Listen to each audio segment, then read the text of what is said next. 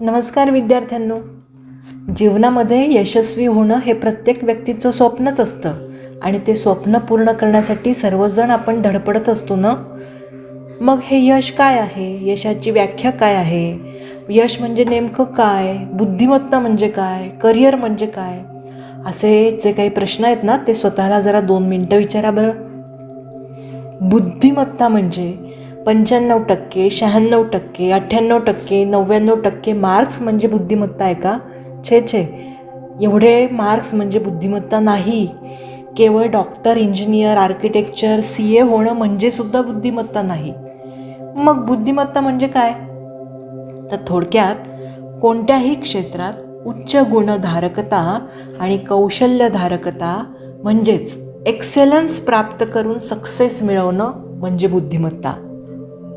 मग आता हे गुण आणि कौशल्य प्राप्त करण्यासाठी आज जे आपण शिक्षण घेतोय, खरं तर ठराविक क्षेत्रात करिअर करण्याच्या सीमारेषा आजकाल पुसल्या गेल्यात या जागतिकीकरणामुळे, आणि म्हणूनच दिवसेंदिवस करिअरचं क्षेत्र विस्तारत चाललेलं आहे, क्षितिज विस्तारलं जात आहे.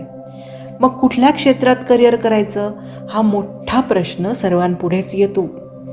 10वी-12वी नंतर मी काय करू? हे प्रश्नचिन्ह जसे विद्यार्थ्यांना गोंधळात टाकतात, त्याहीपेक्षा पालकांना जास्त गोंधळात टाकतात. चला तर मग पाहूया विविध शाखा, विविध क्षेत्र यामधील करिअरच्या संधी. सुरुवातीला आपण लक्ष देऊया कला शाखेकडे, आर्ट्स. खरं तर 10वीला कमी गुण मिळाले की चला आर्ट्सकडे, हे जे समीकरण झालंय ना, ते मुळातच चुकीचं आहे. कारण कला क्षेत्रामध्ये करिअरच्या असंख्य उत्तमोत्तम संधी उपलब्ध आहेत.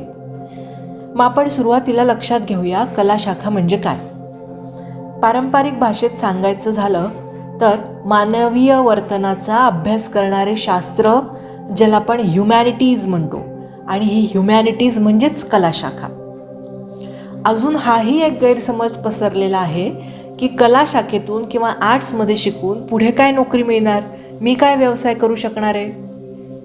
परंतु तसं अजिबात नाही. कला शाखेतूनही उत्तम करिअर संधी प्राप्त होऊ शकतात, पण त्या कशावर अवलंबून आहेत याचा थोडासा विचार केला पाहिजे. कला शाखेतून करिअरच्या संधी ह्या त्या विद्यार्थ्याने निवडलेला विषय, त्याच्याकडे असलेली कल्पकता, त्याच्यामध्ये असलेली दृश्यमानता म्हणजेच व्हिज्युअलायझेशन, आणि त्याने प्राप्त केलेली गुणवत्ता यावर अवलंबून आहे. नव्हे तर हे सगळं त्याच्याकडे असेल तर ब्राईट फ्युचर असलेली शाखा म्हणजे कला शाखा असंच म्हणावं लागेल. कला शाखेतून करिअर करण्यासाठी मग आपल्यामध्ये कोणकोणते गुण आत्मसात असले पाहिजे किंवा आपण कोणते गुण आत्मसात केले पाहिजे ते थोडक्यात बघूया. प्रथमतः आपल्यामध्ये असली पाहिजे वाचनाची आवड. संदर्भ साहित्य किंवा इतर अवांतर वाचन जर आपल्यामध्ये असेल तर आपल्याकडे हे कौशल्य, आपण बौद्धिक विकास प्राप्त करू शकतो. दुसरा महत्त्वाचा गुण म्हणजे संवाद कौशल्य. आपल्या ह्या वाचनाच्या सवयीमधूनच आपल्याला हे संवाद कौशल्य सुद्धा निर्माण करता येतं. लेखन कौशल्य. विविध विषयांचा, घटकांचा सखोल आणि बारकाईने अभ्यास केल्यावर लेखन कौशल्यातून आपल्याला त्याच्यामध्ये प्रावीण्य मिळवता येतं. तसंच विश्लेषण करण्याची क्षमताही आपल्या अंगी असली पाहिजे. एखाद्या गोष्टीचं ॲनालिसिस करणं, एखाद्या घटकाचं, एखाद्या विषयाचं ॲनालिसिस करणं, हे म्हणजे विश्लेषण करण्याची क्षमता आपल्यामध्ये असली पाहिजे. आणि त्यासाठी अजून एक आवश्यक गुण म्हणजे निरीक्षण शक्ती, तर्कशक्ती.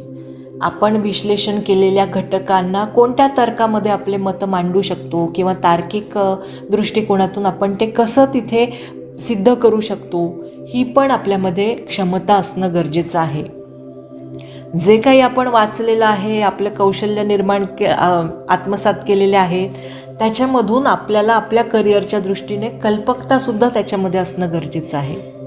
आणि सगळ्यात महत्त्वाच्या करिअरसाठी कला शाखेतून प्रशासकीय सेवेसाठी आपल्याला आवश्यक असणारे गुण आहेत नेतृत्व गुण आणि नियोजन कौशल्य. हे सारे जर गुण आपल्यामध्ये असतील किंवा ह्या गुणांच्या आधारे किंवा ह्यापैकी असलेल्या गुणांच्या आधारे आपण उत्तम करिअर करू शकतो, तेही आर्ट्स फॅकल्टीमधूनच. ही झाली ग्राहकता किंवा गुणधारकता. पण मग मी कोणते विषय निवडले पाहिजे? खरं तर सगळेच विषय कला शाखेतले हे सुसंधी देणारे आहेत. मग पाहूयात तर कला शाखेमध्ये कोणकोणते विषय आपण स्पेशलायझेशनसाठी निवडू शकतो. पहिलं क्षेत्र जे आहे ते लँग्वेजेस म्हणजे भाषा. मराठी असेल, इंग्रजी, हिंदी, संस्कृत, इवन इफ पाली भाषासुद्धा. आणि मग फॉरेन लँग्वेजेसमध्ये आहेत फ्रेंच, जर्मन, रशियन, अजून काही वेगवेगळ्या अजून भाषा असतील. या सगळ्या भाषांपैकी कोणती तरी भाषा तुम्ही निवडून त्यामध्ये पदवी घेऊ शकता, पदव्युत्तर पदवी घेऊ शकतात. म्हणजेच BA करू शकतो आपण आणि त्याच्या पुढे MA करू शकतो. मग आता हे पूर्ण केल्यानंतर पदव्युत्तर पदवी घेतल्यानंतर तुम्हाला शिक्षण क्षेत्रामध्ये संधी मिळू शकते ॲज अ प्रोफेसर. तसेच काही व्यावसायिक अभ्यासक्रमाची जर जोड दिली, BEd, ML, MPhil किंवा नेट सेट सारख्या परीक्षा दिल्या किंवा PhDची जोड दिली तर तुम्ही उत्तम व्याख्याते म्हणून तिथे नोकरी तुम्हाला मिळू शकते. लँग्वेजेसच्या आधारे म्हणजेच भाषेच्या आधारे उत्तम करिअर करण्याच्या सुसंधी किंवा आपला स्वतःचा एक व्यवसाय करण्याच्या संधीसुद्धा उपलब्ध आहेत. आजच्या या ऑनलाईनच्या युगामध्ये सध्या ब्लॉगर म्हणून एक उत्तम करिअरची संधी प्राप्त होऊ शकते. आपण आजकाल बघतोय की अनेक नामवंत प्रतिष्ठित व्यक्ती आपले ब्लॉग्स तिथे लिहित असतात आणि आपल्या विचारांची देवाणघेवाण या माध्यमातून करत असतात. तर ह्या प्रकारचं ब्लॉगर म्हणून तुम्ही व्यवसाय किंवा स्वतःचं तुम्ही तिथे अस्तित्व करिअरचं तिथे डेव्हलप करू शकतात. तसेच भाषेच्या आधारावरून तुम्हाला स्क्रिप्ट रायटर, एडिटर, ट्रान्सलेटर ह्यासुद्धा संधी तिथे प्राप्त होऊ शकतात. जर तुमचं संवाद कौशल्य, वाचन चांगलं असेल, कल्पकता तुमच्यामध्ये असेल तर आजकाल इव्हेंट मॅनेजमेंट हा एक ट्रेड आहे आणि त्यासाठी इव्हेंट मॅनेजर एवढंच काय सूत्रसंचालक किंवा अँकर म्हणून सुद्धा तुम्हाला तिथे नोकरी किंवा तुम्ही स्वतःचं तिथे व्यवसाय उद्योग करू शकता. ऑनलाईनच्या युगामध्ये आजकाल अजून एक छान क्षेत्र आहे ते म्हणजे डिजिटल पब्लिशर आणि कंटेंट मार्केटिंग प्रोफेशनल. हे जे काही आपल्याला मार्केटिंगसाठी आवश्यक असणारं कंटेंट असेल, घटक असेल, साहित्य असेल त्याच्यासाठी प्रोफेशनल्सची आवश्यकता असते आणि म्हणून तुम्ही ह्या सगळ्या क्षेत्रामध्ये त्याची मास्टरी जर तुम्ही घेतली तर हे वेगवेगळ्या प्रकारचे थोडक्यात तुम्ही सगळे करिअर करू शकतात. दुसरं क्षेत्र जे आहे ते समाजसेवेचं क्षेत्र खुलं आहे. 12वी आर्ट्स नंतर तुम्ही BSW म्हणजे बॅचलर इन सोशल वर्क या अभ्यासक्रमाला प्रवेश घेऊ शकता. पुढे त्यात मास्टर्स डिग्री मिळवून वेगवेगळ्या गव्हर्मेंट आणि प्रायव्हेट सेक्टरमध्ये की ज्यांच्या आजकाल NGOज आहेत, सामाजिक संस्था आहेत, सेवाभावी संस्था आहेत, तिथे तुम्हाला नोकरीची संधी उपलब्ध होऊ शकते. ज्यांना समाजसेवेची आवड आहे असे सोशल वर्कर म्हणून तुम्ही ह्या कला शाखेतून तुम्हाला तिथे करिअरची संधी प्राप्त होऊ शकते. मगाशीच उल्लेख केल्याप्रमाणे आजकाल सगळ्यात प्रभावी क्षेत्र जर कुठलं असेल तर ते म्हणजे प्रसार माध्यमं. आपण बघतोय की प्रसार माध्यमांशिवाय किंवा समाज माध्यमांशिवाय आपलं कुठल्याही प्रकारचं सध्या पानच हलत नाही आहे. या क्षेत्रामध्ये प्रवेश करण्यासाठी तुम्हाला bachelor in journalism and mass communication ही पदवी तुम्ही घेऊ शकता 12वी आर्ट्स नंतर. मग त्याच्यामध्ये तुम्ही पत्रकारिता म्हणजेच जर्नलिस्ट होऊ शकतात, reporter, TV correspondent, radio jockey, video jockey, त्यानंतर पब्लिक रिलेशन ऑफिसर्स, मगाशी उल्लेख केल्याप्रमाणे कंटेंट रायटर, विशिष्ट म्हणजे थीम फोटोग्राफर, इव्हेंट मॅनेजर, अशा या क्षेत्रामध्ये प्रसार माध्यमामध्ये अनेक संधी उपलब्ध आहेत. आणि ह्याच अनुषंगाने आजकाल नवीन एक छान करिअर डेव्हलप झालेलं आहे ते म्हणजे ॲनिमेशन आणि मल्टीमीडिया. ह्या ॲनिमेशन आणि मल्टीमीडियामध्ये तुम्ही अनेक प्रमाणपत्र, अभ्यासक्रम पूर्ण करू शकता, डिप्लोमा कोर्सेस करू शकतात, डिग्री कोर्सेस करू शकतात आणि स्वतःचं एक व्यवसाय तिथे तुम्ही घेऊ शकता किंवा तुम्हाला तिथे ती संधी प्राप्त होऊ शकते. किंवा ॲनिमेटर्स म्हणून वेगवेगळ्या प्रायव्हेट फर्म्समध्ये पण तुम्हाला तिथे नोकरी मिळू शकते. थोडंसं अजून पुढे जर तुम्हाला डिझायनिंगची आवड असेल किंवा डिझायनिंगच्या क्षेत्रामध्ये जर तुम्हाला करिअर करायची इच्छा असेल तर तुम्ही आर्ट्समधून सुद्धा ही तुमची इच्छा पूर्ण करू शकता.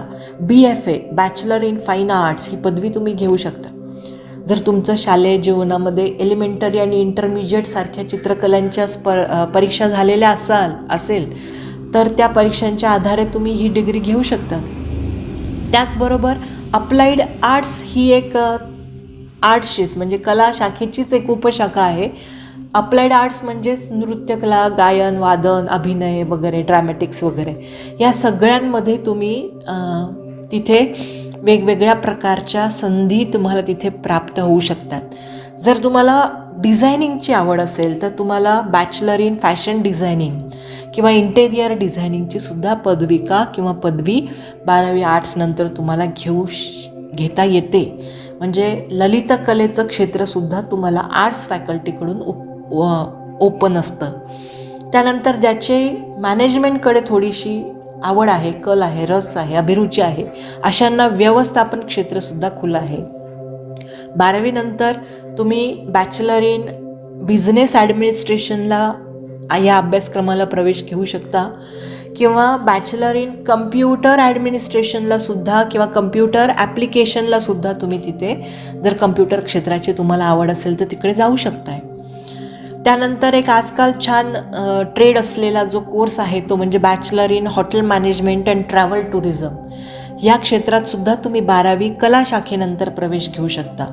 आणि आजकाल मी मगाशी पुन्हा तोच उल्लेख करते की इव्हेंट मॅनेजमेंट ही सध्याची एक चांगली ब्रांच जी खूप महत्त्वाची ब्रांच ठरती आहे प्रत्येक क्षेत्रामध्ये.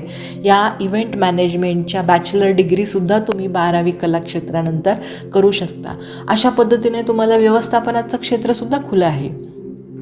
ज्याला कायद्यामधलं थोडंसं आवड आहे त्याच्यासाठी कायद्याचं क्षेत्रसुद्धा उपलब्ध आहे. म्हणजे लॉकडे संधी आहे बघा. 12वी नंतर तुम्ही 5 वर्षाची BA LLB ही पदवी घेऊन एक उत्तम वकील बनू शकता किंवा वेगवेगळ्या प्रकारचे डिप्लोमा लॉचे कोर्सेस जे आहेत त्याच्यामधला आजकाल सगळ्यात छान चालणारा जो कोर्स आहे तो कोर्स म्हणजे सायबर क्राईम लॉचा किंवा वेगवेगळ्या प्रकारचे लॉमधले असलेले कोर्सेस आहेत ते सुद्धा तुम्हाला तिथे करता येतील.